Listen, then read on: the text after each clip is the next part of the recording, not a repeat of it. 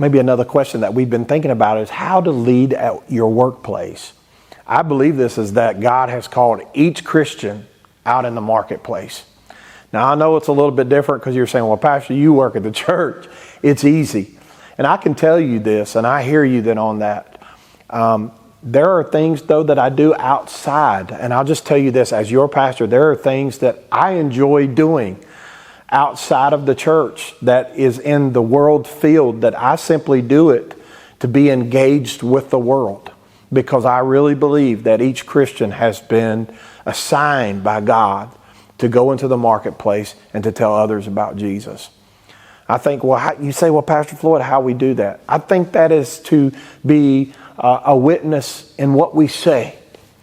Maybe not go along and hear me as the world jokes, around, sometimes it's referred to around at the water cooler of things of the world, that you realize that the jesting and the jokes of this world, worldly jokes and all of those things, that you are simply saying, I'm not going to be a part of that.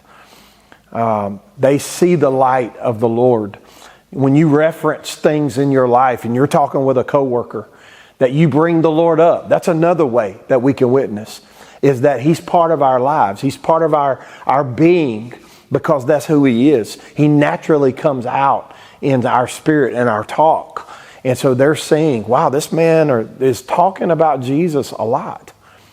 And so I can guarantee you this, most of the time when I've done that or been involved, where I've worked in a secular job, while they may cut you off or they don't want to hear anything about the Lord, I can guarantee you those same people that have a need at their house, or something's going on in their marriage, or something is going on with their children or their life, they'll be the first person to come to you to ask for prayer, because they see the light.